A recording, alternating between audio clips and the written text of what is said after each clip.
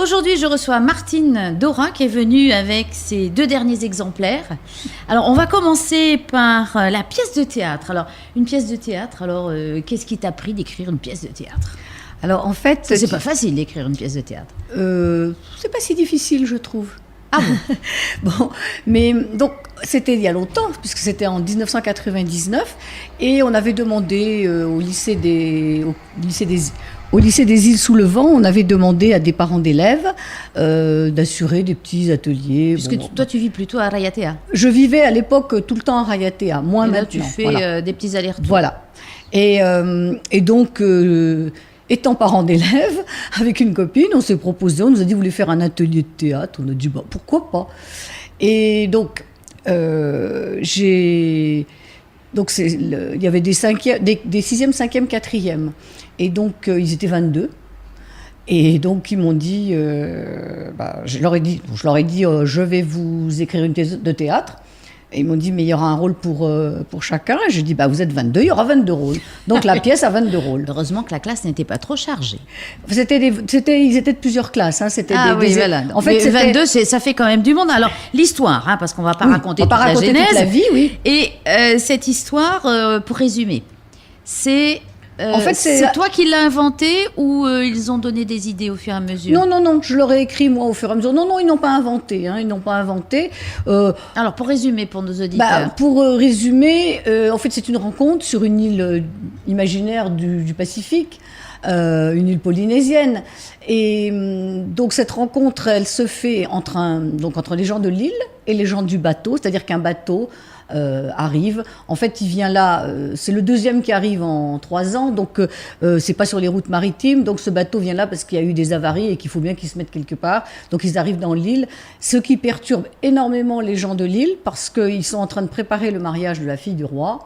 Et que ça fait des... Et ils attendaient le prince, et c'est pas lui qui arrive dans ce beau bateau. Le prince, il a encore le temps d'arriver, mais le problème, c'est que depuis des semaines et des semaines, on fait des provisions, on a mis des interdits sur la pêche, etc. Voilà, on raquette un peu les gens pour préparer le tamara. Pour préparer le banquet. Donc, problème, parce que ces gens, ils arrivent, et on ne peut pas quand même mal les recevoir. Donc, qu'est-ce qu'on va faire ? Bon, finalement, on lève un peu d'interdit sur les poissons, on va leur donner du poisson, on leur dira que c'est du cochon, on le préparera d'une certaine manière, parce que pour eux, ils pensent que les... Oui, parce que c'est un bateau de blanc. Voilà, c'est un bateau de blanc, voilà. Et ce qui est très rigolo... je te coupe parce que sinon tout va être détaillé. Oui, je t'en prie. Le titre, Le collier de clous, c'est vraiment un clin d'œil aux expressions cette fille, elle vaut pas un clou. C'est pour montrer aussi si, quand même. Moi, c'est ce que j'ai compris. Oui, peut-être. Très bien, c'est très bien. Moi, j'aime bien qu'on fasse des interprétations. C'est justement pour revenir sur cette idée que les filles étaient échangées contre des clous et que donc ces blancs qui arrivaient devaient attacher énormément de valeur aux clous. Voilà, c'est ça. Donc c'est très moral en fait. C'est l'idée que se font les gens de l'île, parce que le premier bateau qui est arrivé, on leur a donné des clous, et en fin de compte, eux, ça les intéressait pas vraiment, et donc ils ont le sentiment que c'est comme des diamants. Les blancs, ils adorent les clous. Voilà. Donc on va pas raconter plus, puisque ça donnera envie aux gens d'aller voir. C'est amusant, ça se laisse lire et ça peut se jouer encore. Eh bien, j'espère que ça va se jouer. C'est mon idée, c'est que ça se joue dans les classes et peut-être même plus. Et pourquoi pas ? Voilà. Alors après, il y a eu le recueil de contes que j'ai particulièrement apprécié aussi. C'est Merci. Les mondes de Kirimi. Oui. Alors là, tu t'es amusée. Parce que Kirimi, c'est... c'est Grimm. Voilà. Enfin, c'est Grimm, voilà. Grimm, les contes Grimm, des frères Grimm, et toi, tu l'as remis à ta sauce. Voilà. Mais c'est drôlement bien fait parce que c'est bien polysianisé, j'ai réussi à le dire, mais sans trop de clichés. Tu as réussi à garder le mystère de ces contes. Merci. Tu t'es amusée, là. Je me suis beaucoup amusée. Moi, ça m'a bien plu. J'adore les histoires. C'était un peu un exercice aussi pour moi. Parce qu'on prend la trame de l'histoire et on dit, tiens, comment... Évidemment, il n'y a pas de carrosse pour Cendrillon. Cendrillon, c'est Hina la cendre. Il n'y a pas de carrosse, donc évidemment, c'est une pirogue. Petit Poucet, il ne va pas dans la... Alors, je me suis dit, comment va-t-elle réussir à les perdre dans la forêt et les miettes de pain ? Alors, j'ai raconté l'histoire à mon mari. Elle a fait comment pour les miettes de pain ? J'ai dit, il n'y en a pas. Voilà, mais elle s'est débrouillée autrement. Oui, j'ai zappé parce que finalement, les miettes de pain, c'est leur premier retour à la maison. Et dans l'histoire, là, c'était pas très enfin, ça n'avait pas vraiment un intérêt dans la manière dont je racontais l'histoire. Donc finalement, ils les perdent pas. J'aurais pu choisir qu'on les perde dans la montagne, mais c'était plus amusant de les jeter dans le lagon, puisque il est vraiment pas très gentil ce père-là. Le père est un sale type. Voilà, oui, tu changes un petit peu quand même les personnages dedans, les caractères des personnages. C'est-à-dire que j'ai donné, je dis, pour moi, ce ne sont plus des contes, ce sont des histoires, des aventures, parce que les personnages, d'abord, ils ont des noms. Bon, la plupart, enfin pas tous, mais ils ont des noms. Et ensuite, ils ont des personnalités, ils ont un petit peu de psychologie.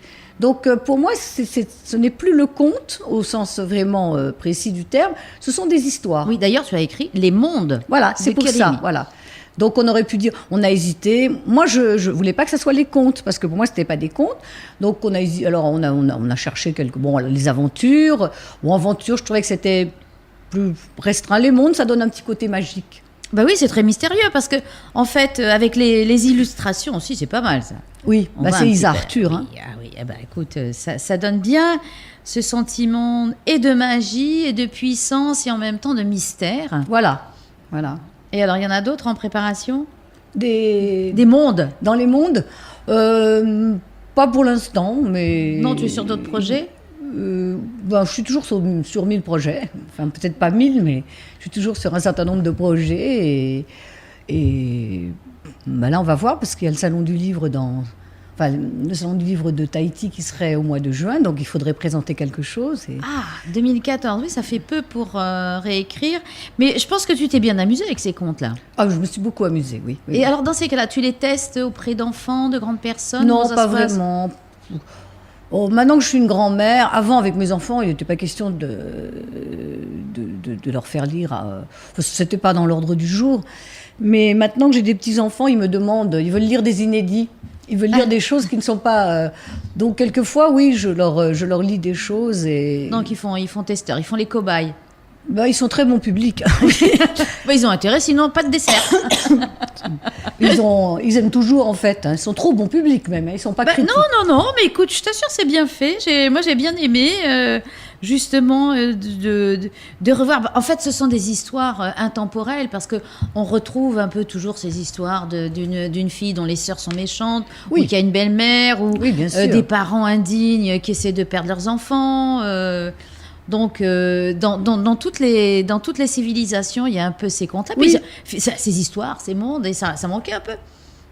Peut-être, je ne sais pas. Voilà, alors on va peut-être les mettre en images aussi, en théâtre, en film d'animation. Évidemment, c'est tout à fait c'est souhaitable. Enfin, moi, j'aimerais beaucoup, mais enfin, après, c'est une autre démarche. Oui, c'est un autre métier aussi. Et puis voilà, c'est d'autres budgets, Mais c'est vrai que ça serait très sympathique, effectivement. Bien, écoute, on va se quitter sur donc Le Collier de Clous, un conte des îles, et en fait c'est une pièce de théâtre qu'on peut remettre encore en scène et après l'avoir lu. Hein, les jeunes peuvent lire des petites scènes, apprendre des petites scènes en classe, avec, etc. Et les mondes de Kirimi. Grimm revue et corrigée à la sauce Martine Dora. Voilà, tout à fait. Écoute, merci Martine. Merci Martine.